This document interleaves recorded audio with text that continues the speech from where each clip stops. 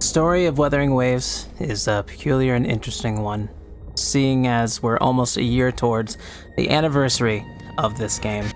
The main character is someone whom, upon first starting the game, I didn't quite realize how incredible it was going to be. The entire adventure, all the way from 1.0 to the most recent chapter in Renacida 2.3, it's actually insane how much they've been able to do with a blank slate like the Rover, as opposed to someone like the Traveler in the equivalent game that people get mad at me if I talk about, Genshin Impact. The Traveler, I feel, oftentimes is cast off to the side and is more of a watcher as they sit in the cuck chair and see everything else unfold in front of them, more or less like a visitor to a nation while everything else unfolds.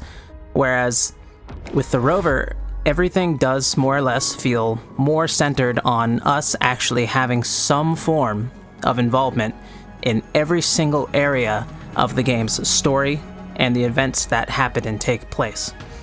And it might just be because I kind of prefer that storytelling more, because it lends itself to having me be more connected to the events, and therefore I'm more interested at any given time.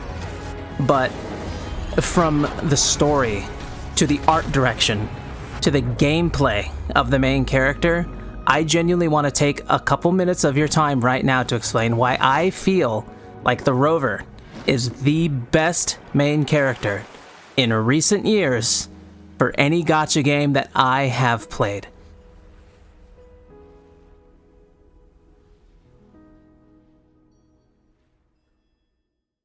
I just want to take a couple moments right here to talk about the visual feast that is Wuthering Waves. The art direction, the music, the sound direction, all of it culminates together to create such an unmatched experience, especially in the land of like free-to-play gacha games. There's really nothing else like this. But ultimately, I want you to take a moment, look here in this example of like the 2.0 cutscenes from the Raguna storyline in Renacida.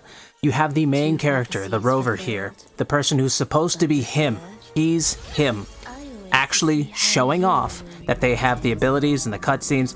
They're showing off that they are the badass, the titular main character, the one who's here to get shit done. You actually feel like they are the main character. And seeing them perform all of this in the cutscenes and in the game's story really hypes you up to want to play the character in the actual game.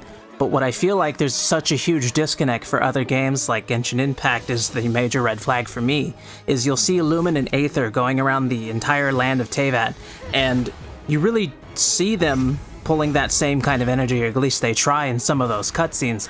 But ultimately, when you go to use them in the actual game, they're absolute almost bottom tier garbage every single time. It's not even funny. But when I see the Rover in these cutscenes, when I see the Rover pulling off all of this crazy stuff, and then I swap to use them in-game, because genuinely speaking, I didn't really care too much in the 1.0 story about the Rover. I waited to level them up to about level 90 until, I would say, around the Black Shores, which is where I actually really started getting invested in the story. And I've never looked back since. It has been an incredible time, and I actually do feel like this character, this main character, the Rover, absolutely deserves everyone's attention, and everyone needs to level them.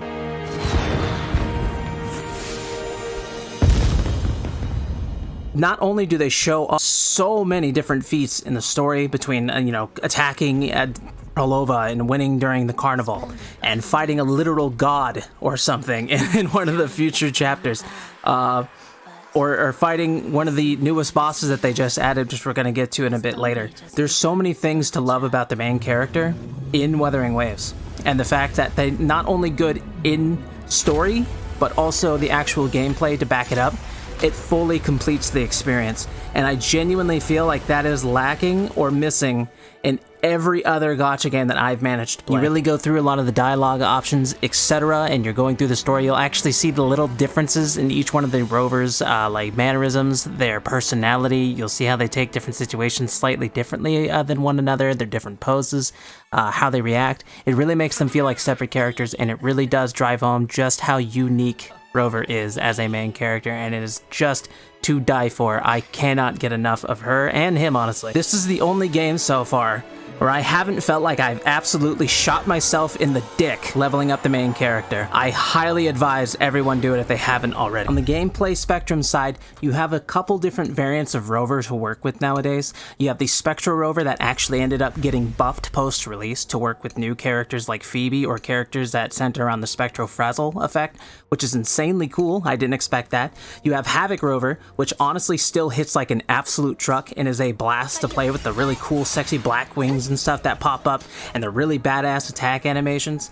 It's an absolute thrill. At the introduction of the brand new story chapter, we meet the lovely and quite alluring Cantarella as she helps us through the entire next story chapter, trying to locate Cartethia and trying to really find out who the Threnodian is and if Cartethia is really her resonator. Ooh, spooky drama. But anyway, this entire place, the music that plays, the brand new songs with the lyrics that play, one for the boss fight, one for the special secret area that you can unlock that I'll talk about in a future video, is phenomenal. The Rover, the dialogue between the Rover and Cartethia, the heartwarming moments between characters that just made me want to cry.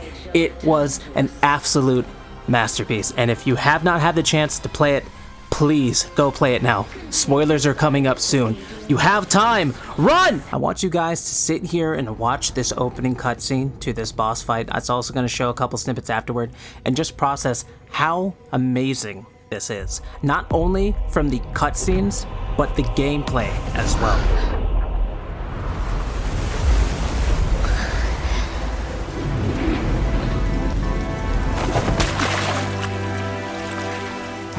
Wow, it's raining.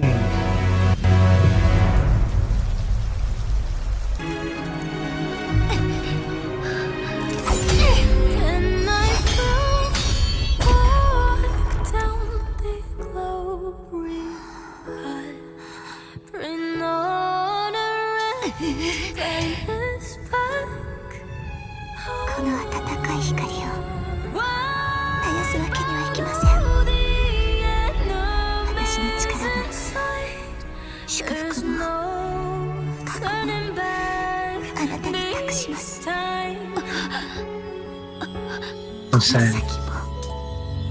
あなたの剣となり、いつまでも支え続けましょう。義人様。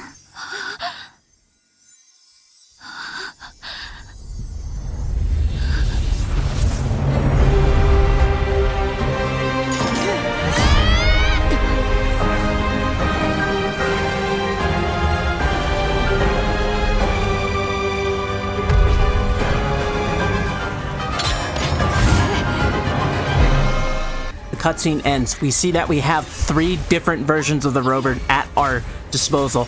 We have all 3 elemental versions of the Rover that we've unlocked available at the same exact time, weaving in attacks from Spectro, Havoc, Arrow, and it is a feast for the eyes. Rover feels like a person, like a character. Someone with actual development, a growth in power that's represented in both the game as well as the story. And I highly suggest you play Wuthering Waves if you haven't already. And with that, that's going to be the end of the video. Make sure you like and subscribe for any future content coming. I'll be covering some of the new leaks about some of the new content coming to Wuthering Waves in the future. And I really would appreciate if you comment down below with just some, I don't know, what's your favorite resonator? It's just engagement bait. Anyway, bye. Bye, everyone.